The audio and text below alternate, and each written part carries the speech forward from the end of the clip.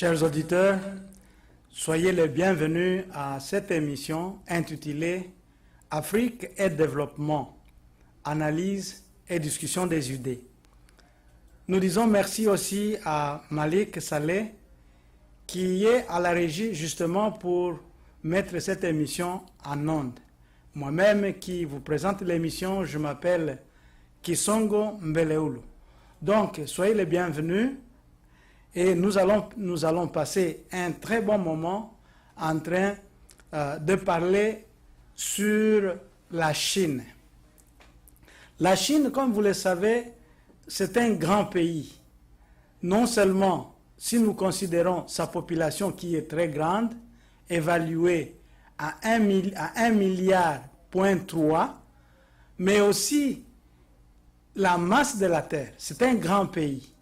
Mais il y a une chose qui étonne avec la Chine, et c'est la raison pour laquelle nous venons pour parler de la Chine.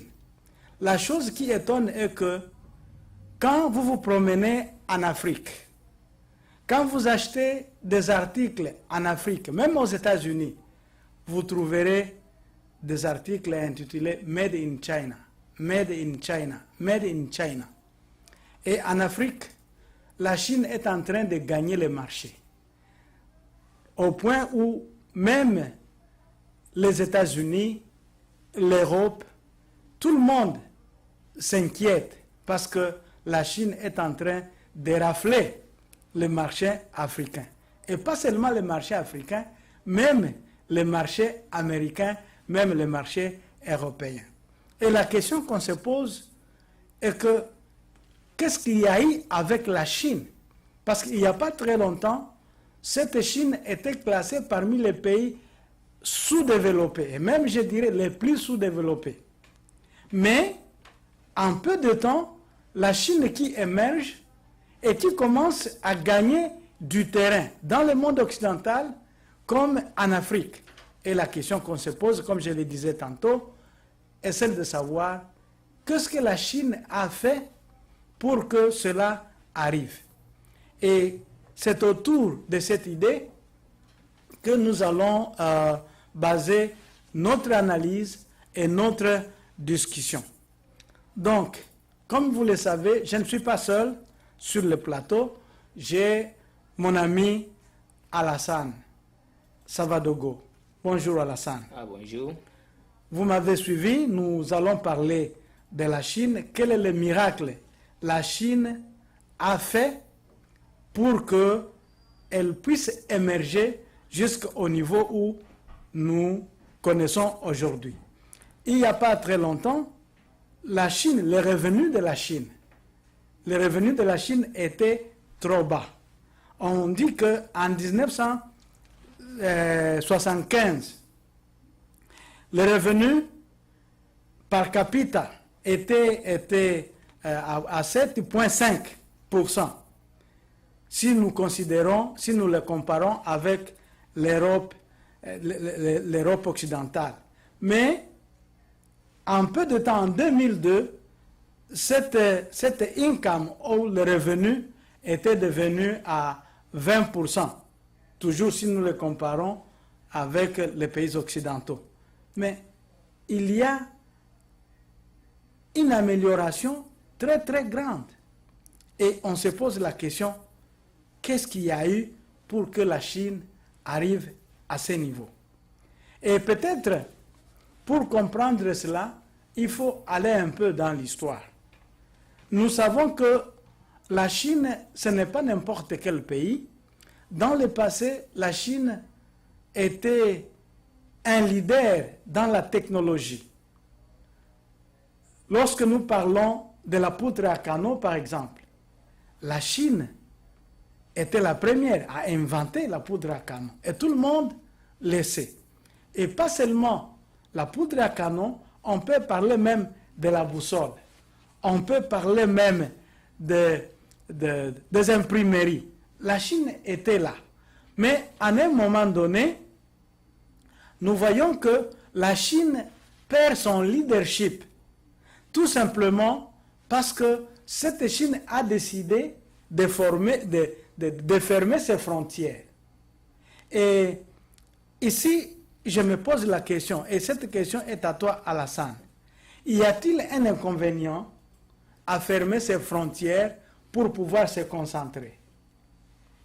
Bon, merci de la question et merci de m'avoir donné l'occasion de discuter sur la prospérité économique que la Chine a connue depuis les 10-15 dernières années.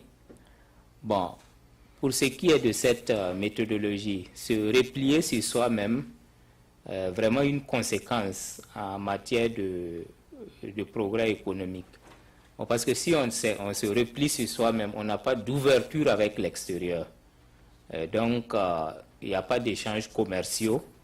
Et donc, s'il n'y a pas d'échanges commerciaux, ça veut dire que substantiellement, il y a une perte de revenus pour le pays qui a décidé de se replier sur soi-même. Oui, et surtout que nous avons dit dans les émissions passées que pour qu'il y ait prospérité, il faut le commerce. Il faut le commerce. Non pas seulement le commerce à l'intérieur du pays, mais aussi avec l'extérieur. Oui, bon, parce qu'avec l'extérieur, on a encore une grande part de marché à conquérir. Mais si on se replie sur soi-même, le marché intérieur n'est pas suffisamment grand pour pouvoir dégager assez de fonds, de revenus dans le commerce intérieur.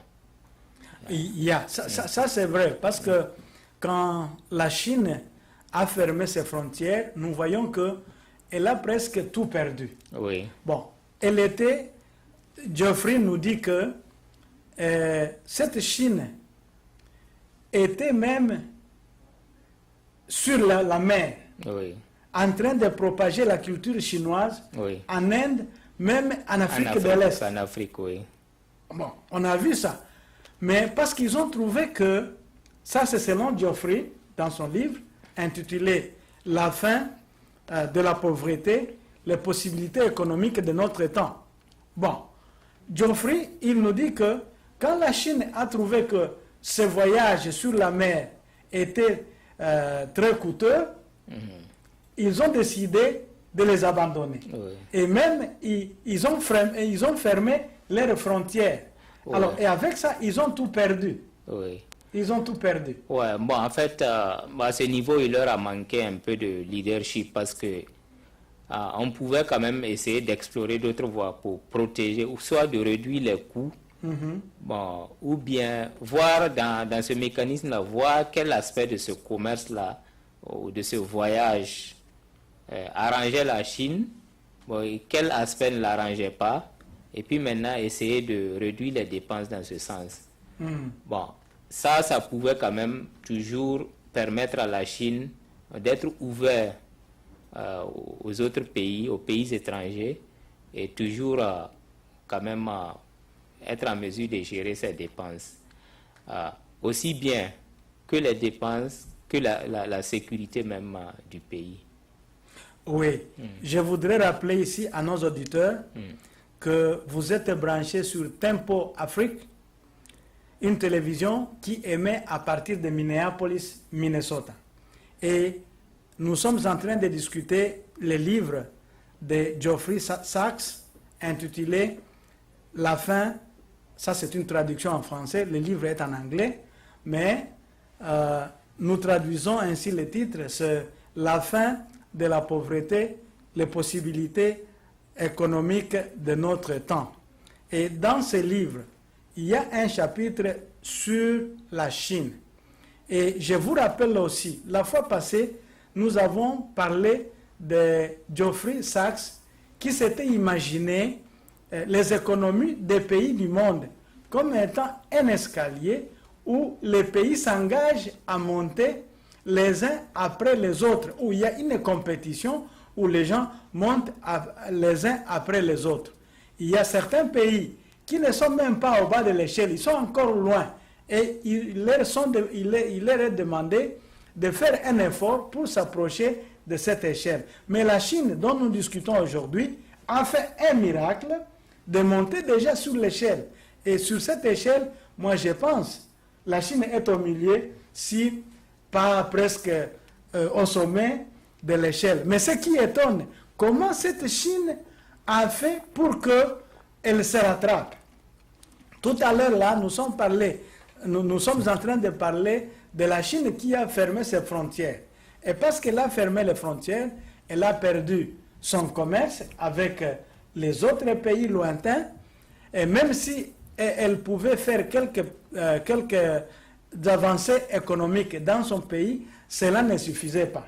Donc, la Chine était obligée, d'une certaine manière, d'ouvrir les frontières. Et la question est celle-ci, Alassane. Comment la Chine a pu ouvrir les frontières? Y avait-il une pression à l'intérieur du pays ou c'était une pression à l'extérieur du pays? Bon, pas seulement la pression à l'intérieur, mais c'est pour la survie même de la Chine en tant que telle. Parce qu'un pays ne peut pas se replier sur soi-même et tenir pendant un bon bout de temps. Donc, bon, c'est au regard de cet aspect de la fermeture-là que la Chine même a décidé de réouvrir ses portes. C'est-à-dire, on a toujours besoin de quelqu'un d'autre pour faire le commerce, n'est-ce pas? Tout à fait. Oui. Oui. Bon, et puis je veux dire que ça a été... les leaders qui ont suivi ont eu une certaine clairvoyance dans leurs décisions politiques et économiques. Donc c'est tout cela qui a occasionné, comment on appelle ça, l'ouverture de la Chine au monde extérieur. Mais on aura l'occasion de parler beaucoup plus, donner beaucoup plus de détails au cours de cet entretien. Au cours de cet entretien. Ouais. Donc, nous voyons que la Chine, finalement, a ouvert les frontières. Et selon Sachs, il nous dit que cette Chine, quand elle a ouvert des frontières, ce n'était pas vraiment une très bonne expérience, parce qu'il y avait une pression. Mais avant d'en arriver là, comme vous l'avez dit, je voudrais qu'on revienne un peu sur l'acte d'ouvrir les frontières. Bon, aujourd'hui, nous sommes dans ce que nous appelons la globalisation. Et souvent, les Africains se plaignent en disant cette globalisation, ou disons la mondialisation, ne nous profite pas beaucoup comme elle profite aux pays occidentaux. Oui. Quelle est votre idée? Oui, bon, en fait, pour les pays africains, ils ne peuvent pas en tirer beaucoup plus de cette mondialisation parce que bon, nos économies ne sont pas industrialisées. Bon, si on avait une industrie forte, on produisait beaucoup et des produits de qualité, on essayait de conquérir le marché extérieur, là, ça pouvait nous bénéficier. Mais il faut voir, l'Afrique, qu'est-ce qu'on fait? On ne fait que exporter des matières premières brutes qui sont même pas, où le minimum même n'est pas transformé sur place. Bon, est-ce que vous voyez? Alors que bon, les pays occidentaux qui en achètent, ils produisent, ils essaient de manufacturer ces matières premières, font sortir des produits et les revendent cher à l'Afrique, qui n'a même pas, ou beaucoup même n'ont pas suffisamment de revenus même pour s'approvisionner de ces produits-là. Donc, c'est en ce sens qu'on dit que la mondialisation ne profite pas à nos économies africaines. Bon, merci pour cela. Mais je voudrais relever un point assez important, c'est que cette mondialisation ne nous profite pas beaucoup. Bon, qu'est-ce qu'il faut faire maintenant? Faut-il fermer les frontières comme la Chine a fait, ou il faut laisser les frontières ouvertes? Non, il faut, à mon sens, il faut laisser les frontières ouvertes. Mais il faut que l'Afrique apprenne à transformer ses matières premières sur place. Une grande partie des matières premières doivent être transformées sur place pour ajouter une plus-value à ces produits-là avant de les revendre à l'extérieur. Donc c'est un élément très très important. En même temps qu'on on vend à l'extérieur et puis on génère des revenus pour le pays, on crée par la même occasion de l'emploi pour les jeunes. Donc, s'il y a beaucoup d'industries en place, bon, ça veut dire qu'automatiquement, il y a de l'emploi pour la jeunesse. Donc, ça va réduire le coût de chômage et ça permettrait même à l'État de collecter beaucoup plus de taxes au niveau interne et puis même financer certaines activités comme la construction des voies et des hôpitaux, des écoles pour nos économies. Donc, ça va permettre de générer des revenus au niveau interne même d'abord. Créer de l'emploi, générer des revenus qui puissent permettre à l'État de financer certaines activités. Donc, la fermeture, pour moi, n'est pas une solution. Et est-ce que en laissant nos frontières ouvertes, vous ne craignez pas que nous pouvons tomber dans la même situation que la Chine? Parce que Jeffrey nous dit que quand la Chine a ouvert les frontières, l'expérience n'était pas très très bonne parce qu'elle n'a pas bénéficié, n'est-ce pas, de cette ouverture, parce que c'était les sociétés ou les pays étrangers qui profitaient plus dans le pays, même si ils ont fait quelques progrès économiques, mais ils étaient sous le contrôle, n'est-ce pas, des pays étrangers. Est-ce que vous ne voyez pas? Cela peut être aussi notre cas. Oui, mais la Chine a tiré des leçons de cette expérience et a essayé de corriger. Bon, présentement, il faut voir présentement, la Chine ne s'est pas repliée sur elle-même, mais elle est une puissance qui talonne même les puissances occidentales. Bon, est-ce que vous voyez, ça a été un mauvais choix, mais la Chine a pu quand même tirer des leçons de cette invasion des pays occidentaux. Et ils ont essayé de rectifier le tir. Et, bon, il faut voir là où ils sont maintenant. À partir de ça même, bon, vous verrez qu'ils ont parlé de la société économique chinoise, une structure mise en place pour réfléchir sur les choix économiques que la Chine peut faire pour progresser son économie.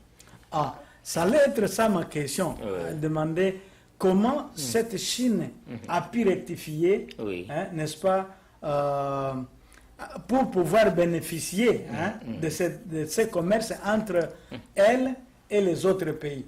Et vous venez de parler de la société chinoise, économique chinoise.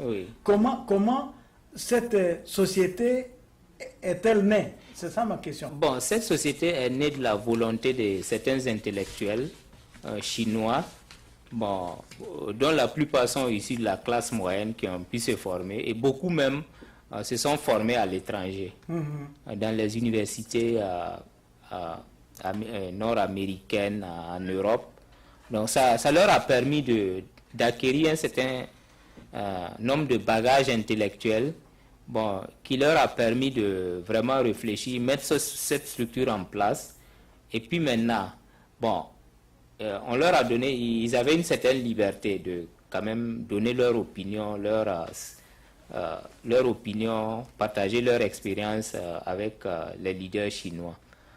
Donc, ça a permis quand même de mettre en place des procédés, des méthodes qui reflètent l'actualité je veux dire, des méthodes qui reflètent les réalités de la Chine. Bon, c'est pas comme dans nos pays, on importe des méthodes sans pouvoir faire assez d'analyse pour voir si ça s'applique à nos réalités. Non. Là-bas, ça a été vraiment des choix judiciaires qu'ils ont faits qui reflètent les réalités du pays et ça a permis vraiment d'orienter les leaders chinois dans leur volonté de progrès économique. Donc, parlons un peu de cette société. Bon, il se pourrait qu'elle ait été para-étatique ou étatique. Je ne sais pas. Maintenant, est-ce qu'il y a une leçon que nous pouvons apprendre à partir de cette société vis-à-vis de nos pays africains? Ouais, bon, j'ai toujours dit que le problème le progrès économique, d'abord, doit venir d'un bon leadership. Bon, quand on a des leaders qui se soucient vraiment du progrès économique de nos pays, je pense qu'il doit prendre des mesures pour orienter l'activité économique, pour faire des choix qui puissent beaucoup bénéficier à nos pays.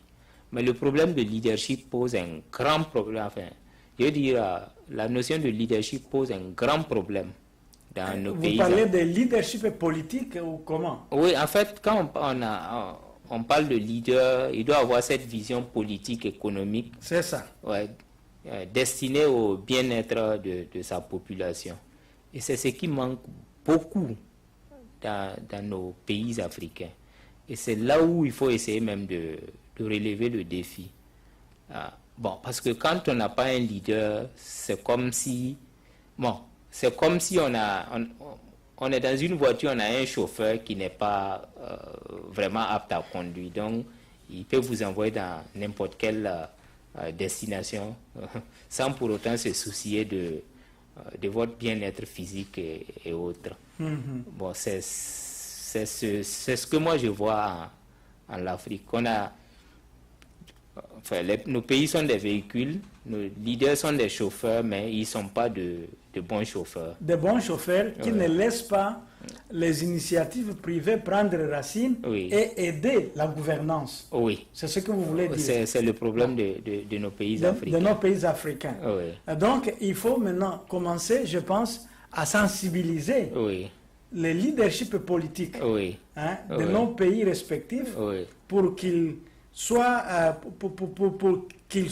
ouverts aux initiatives privées. Oui, ça c'est vrai. Et bon, ce que je voulais aussi ajouter, que bon, on ne peut pas, depuis bien longtemps, on passe notre temps à critiquer la gouvernance économique. Et bon, ça c'est un problème.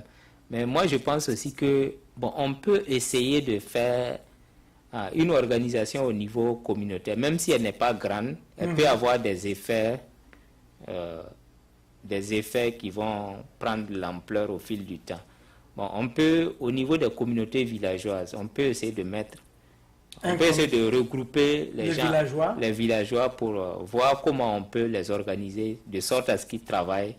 Et puis maintenant, bon, peut-être le fruit de ce travail-là, quand les gouvernants vont voir de leurs propres yeux, peut-être ça peut être, ça peut créer cette action, cette volonté-là de mieux organiser la société. Et puis bon, à partir de là, le progrès peut commencer. Donc, quand vous parlez d'organiser les villageois, bon, vous voulez créer une structure de réflexion qui peut faire des choix économiques au niveau communautaire, n'est-ce pas?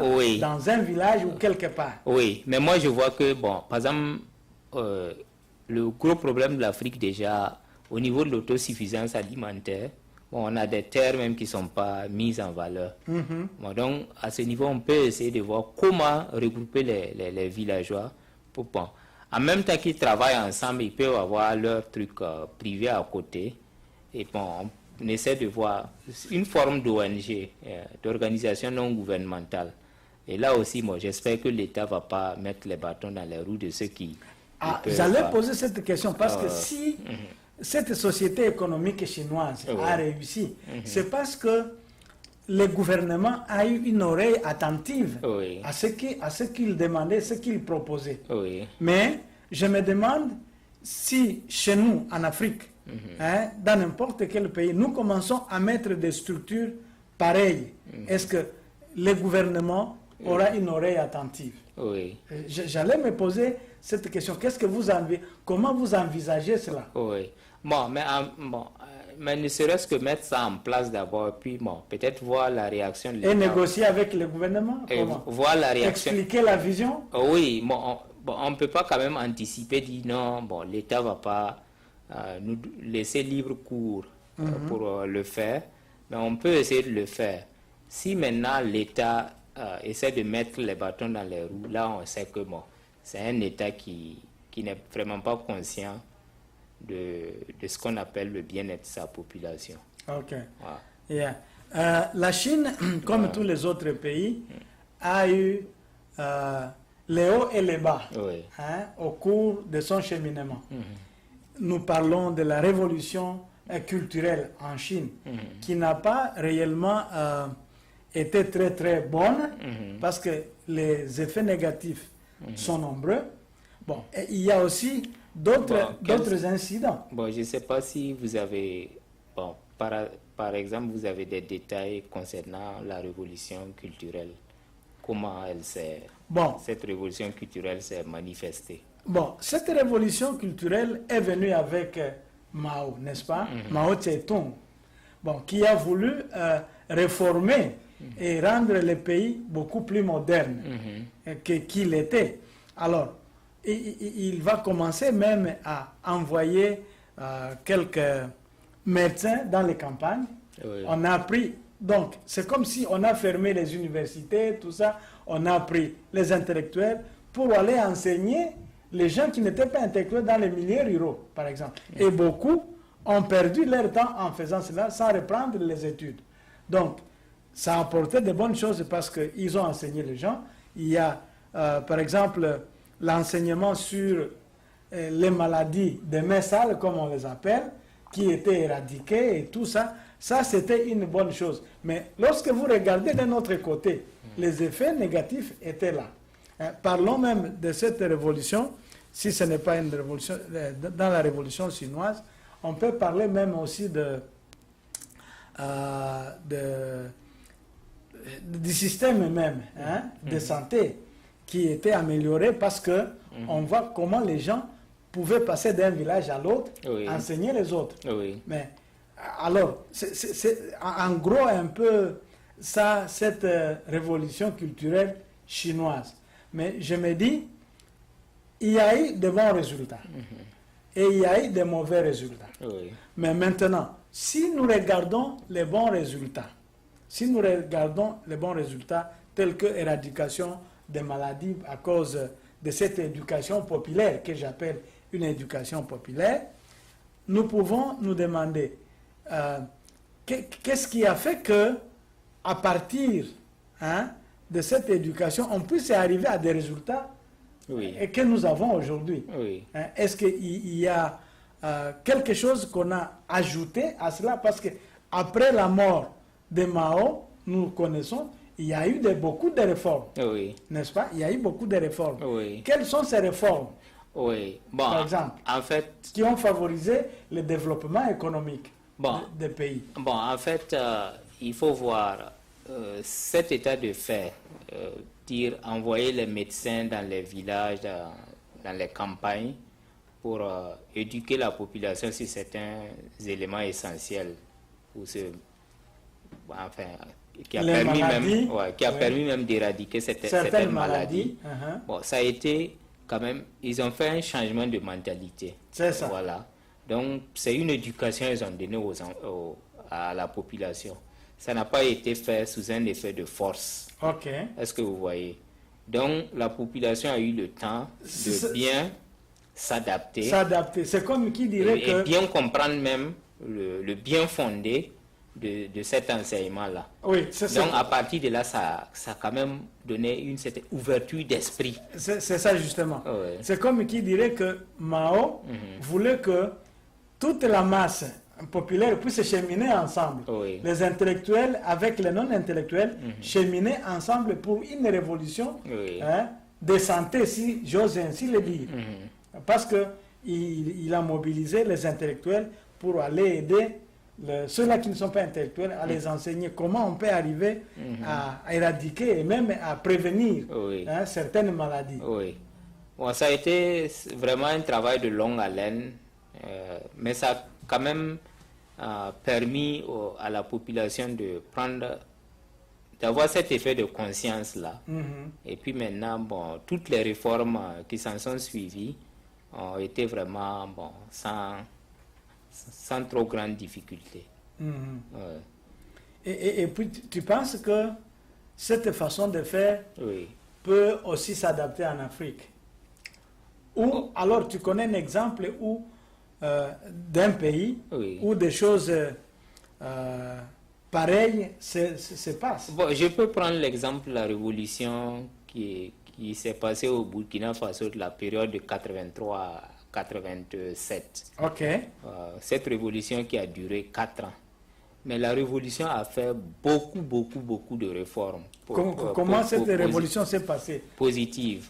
Bon, du point de vue corruption, en fait, je vais d'abord commencer à dire que ceux qui étaient au devant avaient une vision. Est-ce que vous voyez? Et ils se sont sacrifiés pour ça. C'est pas que eux ils voulaient que les autres fassent et que eux, bon, ils sont vous voyez, dans les bureaux en train de donner les ordres. Et des fois, eux-mêmes, ils étaient sur le terrain, ils travaillent même avec la population locale. Donc, ils ne restaient pas seulement dans des bureaux pour commander les autres. Pour donner des ordres. Donc, ils ont fait un leadership servant. Voilà. Ils étaient là. Bon, je ne sais pas si vous avez vu la bataille du rail. C'était... Bon, ils voulaient prolonger le chemin de fer de Ouagadougou jusqu'au Niger. Mais ils ont pu le faire de Ouaga jusqu'à Kaya, qui était 174 km. Mais c'est la population même qui est sortie, poser les barres de fer. Les barres de fer. Une après les autres. Et le président lui-même, il était sur le chantier, il travaillait avec les gens. Et il y a beaucoup d'exemples aussi, comme la construction des cités, des logements sociaux.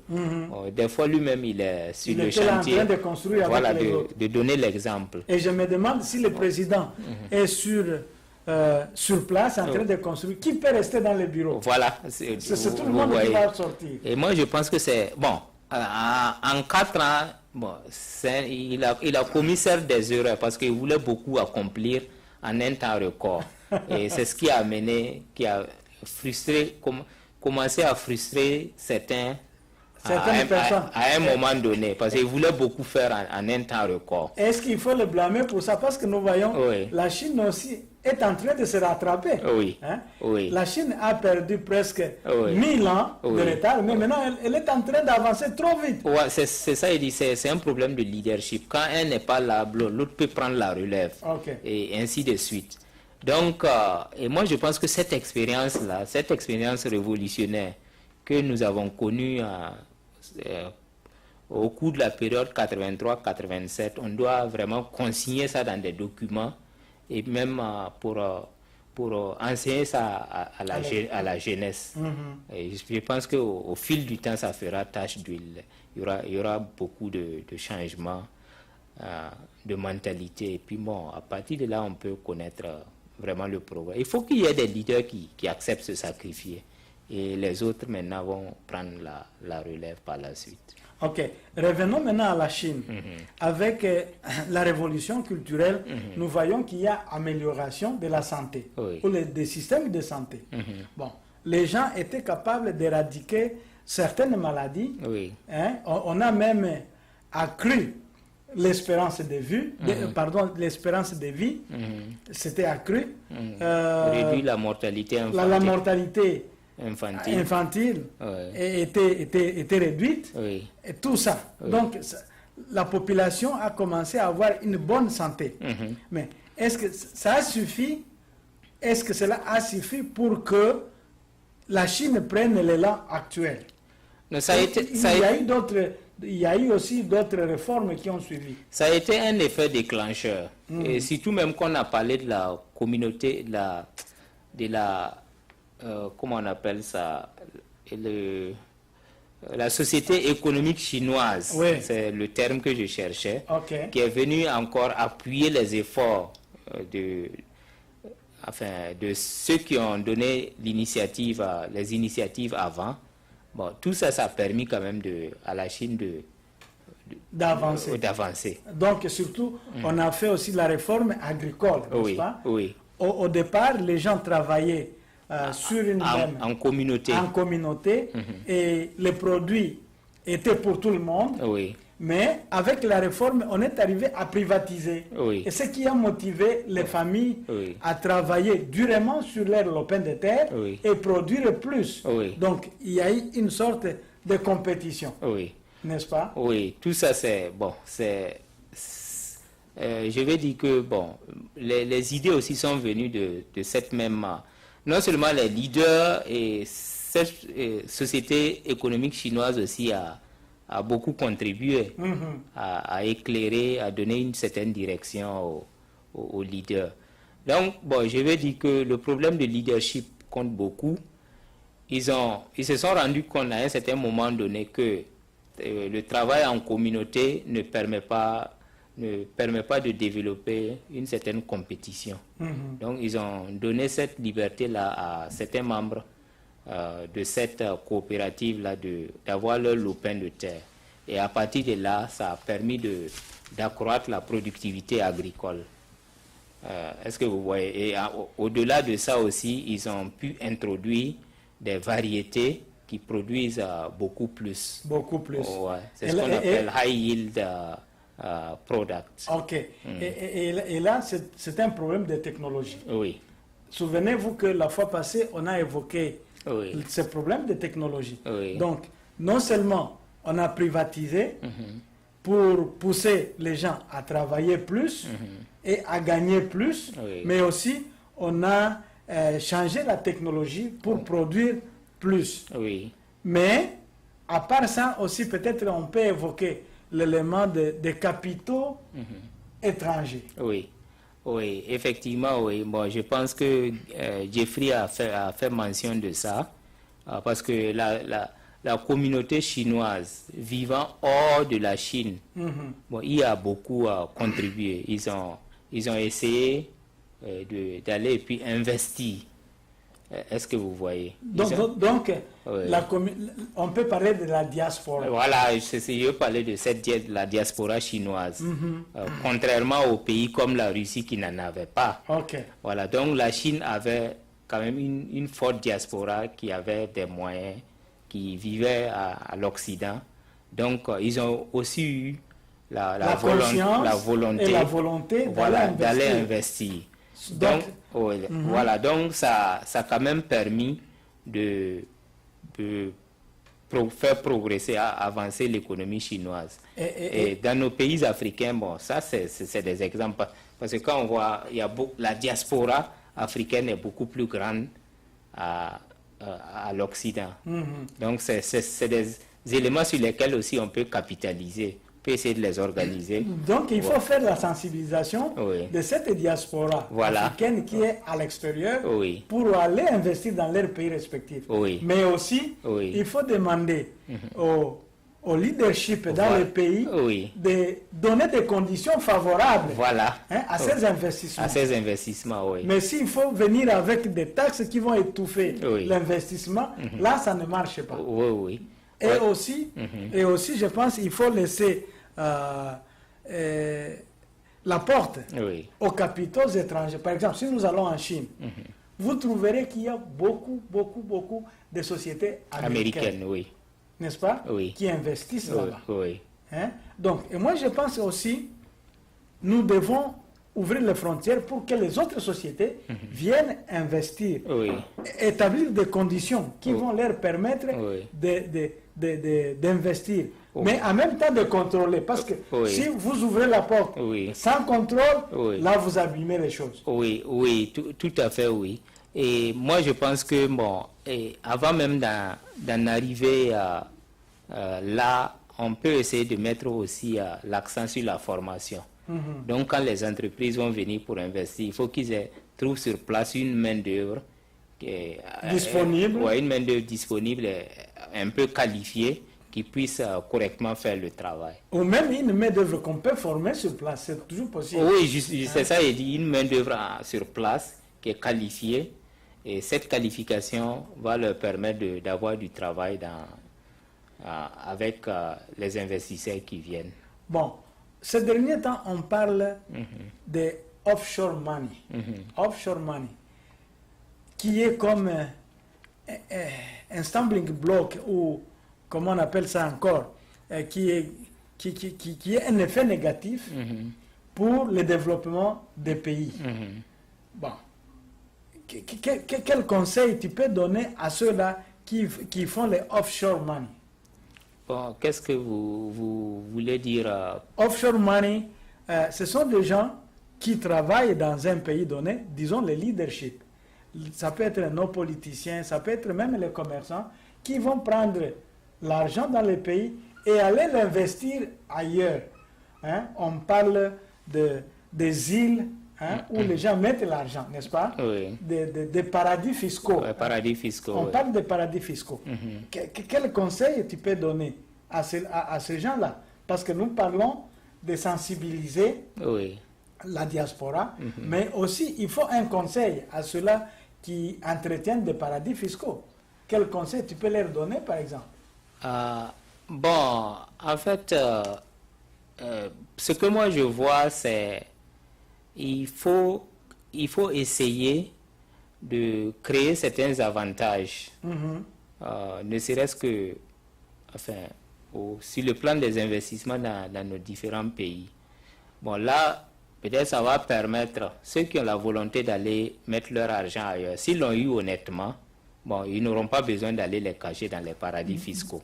Donc, ils peuvent quand même se servir de cet argent-là, investir dans nos pays avec des taxes favorables. On peut leur dire, voilà, bon, si vous créez une société, vous embauchez tel nombre de personnes, bon, on peut vous faire des réductions, une certaine proportion de réduction sur les taxes.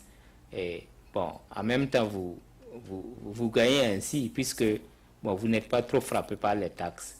Bon, ça c'est pour ceux qui ont eu leur argent honnêtement. Mais bon, pour ceux qui l'ont eu à travers des circuits pas clairs, bon, ils seront obligés d'aller les cacher quelque part dans les paradis fiscaux. Bon, ça, c'est peut-être au niveau international, il peut y avoir des règles pour, enfin, je ne sais pas, c'est mon opinion. Donc si je te comprends bien, tu veux suggérer à nos gouvernements de mettre en place une politique d'encouragement à ceux-là qui veulent investir dans le pays. Bon, donc par exemple, réduire les taxes. Hein? Et moi je pense que cette idée est tout à fait bonne. Parce que même si quelqu'un a volé l'argent, il a eu son argent dans des circuits un peu obscurs, et qu'il investisse cet argent dans le pays, ça arrive quand même à bénéficier. Pour créer de l'emploi. Et créer l'emploi, ça bénéficie au pays. Et moi je pense, avec ce faisant, beaucoup de gens, n'est-ce pas, peuvent éviter à faire sortir l'argent du pays pour aller l'investir ailleurs. Parce qu'il est autant mieux de voler l'argent dans le pays et l'investir dans le pays que de voler l'argent dans le pays et aller l'investir ailleurs. Oui, ça c'est vrai. Donc en fait, pour évoquer quelques points qui puissent vraiment bénéficier l'Afrique à partir de l'expérience que nous avons parcourue sur la Chine. Bon, il faut organiser la diaspora. Je suis sûr que quand on prend beaucoup de nos pays africains, ils ont beaucoup de leurs ressortissants dans les pays occidentaux, où beaucoup même ont quand même pas une situation assez favorable. Et je pense que si on organise cette diaspora-là, les encourager à investir avec des conditions d'investissement favorables, bon, ça pourra vraiment les attirer. Ça, c'est un. Bon. Et les ONG qui veulent aller aider, qui disent, voilà, bon, moi je veux aller aider un peu nos pays africains. Je sais qu'il y a certains pays, ils ont mis en place des structures. Pour suivre les investissements des ONG, pour voir dans quel secteur. Est-ce que là où ils veulent investir, c'est bénéfique, c'est ceci, cela. Bon, et puis en même temps, bon, ils essaient de suivre pour voir si le travail est bien fait sur place. Bon, est-ce que vous voyez donc, les ONG qui veulent aller investir, nos États peuvent essayer de coordonner leurs activités, toujours dans le sens du bien-être de la population. Bon, au niveau des communautés villageoises aussi, on peut essayer d'organiser les gens et voir comment on peut leur permettre d'accroître la productivité agricole. Tout aussi en comme la Chine l'a fait, bon, je disais qu'ils ont introduit des variétés agricoles qui produisent beaucoup plus à l'hectare. Il y a eu cette initiative-là aussi qui a été prise au niveau de la Chine que nos pays peuvent vraiment bénéficier, tirer des leçons. Tirer des leçons. Ok. Je rappelle à nos téléspectateurs que vous êtes branchés sur Tempo Afrique qui émet à partir de Minneapolis, Minnesota. Nous tendons vers la fin de cette émission et je voudrais donner l'occasion à Alassane Savadogo de résumer. Nous avons parlé de la Chine. À partir du livre écrit par Geoffrey Sachs, nous avons parlé de l'expérience de la Chine et nous avons essayé d'adapter cela à notre continent, au pays de l'Afrique. Bon, qu'est-ce que tu peux donner comme résumé de tout ce que nous avons dit à nos téléspectateurs? Oui, je vous donne cette chance. Oui, bon, en fait, je veux rapidement dire que c'est pour un pays, ce n'est pas en se refermant sur soi-même qu'on peut créer le développement.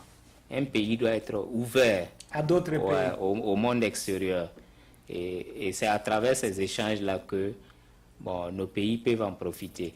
Bon, et puis, bon, rapidement, je vais dire que bon, nos pays africains passent leur temps à exporter les matières premières de façon brute. Il faut que, bon, depuis longtemps, on en parle. Et quand même, je suis les émissions de beaucoup de présidents, mais ça reste à l'étape de parole.